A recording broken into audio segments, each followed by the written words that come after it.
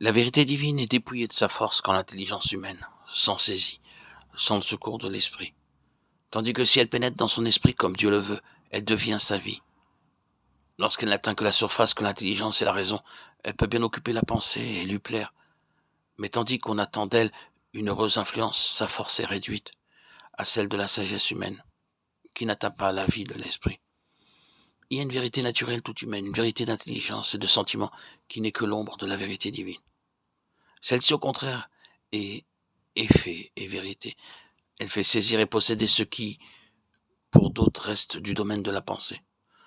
La loi ne pouvait offrir à l'homme d'autre vérité que cette vérité de type et d'image qui constitue la religion juive. Tandis que Jésus, lui, a apporté la vérité même, la réalité, la vie divine. C'est lui, le Fils unique venu du Père, plein de grâce et de vérité, qui est la vérité. Jean 1, 14, 14, 6. Quand notre Seigneur promet à ses disciples le Saint-Esprit, il l'appelle l'Esprit de vérité. Jean 16, 13. Cette vérité qui est Jésus lui-même, cette vérité qui nous a apporté du ciel, pour nous la communiquer comme une réalité substantielle et divine, se trouve dans l'Esprit de Dieu. C'est lui qui est l'essence et la vie de cette vérité divine. Et dès que nous nous abandonnons à lui, il réalise en nous la présence de Christ et la vie de Dieu. Quand il nous enseigne la vérité, il ne se borne donc pas à nous donner des paroles et des pensées, des images et des impressions, nous les faisant parvenir au moyen de tels livres ou de tels prédicateurs. Mais il pénètre jusqu'aux sources de notre vie pour y déposer la vérité de Dieu, cette semence dont il est lui-même la vie divine.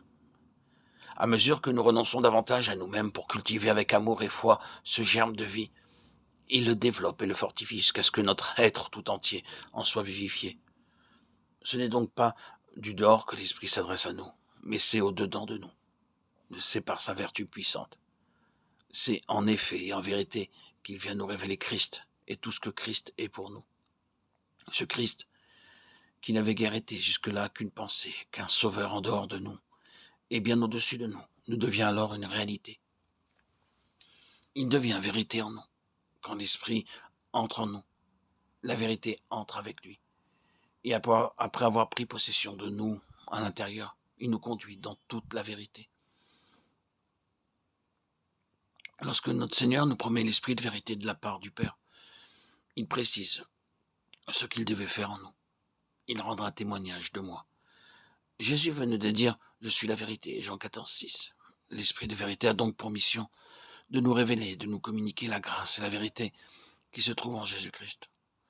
Il nous est envoyé du ciel par Jésus glorifié pour rendre témoignage en nous et par nous de la vérité et de l'efficacité de la rédemption accomplie par Christ.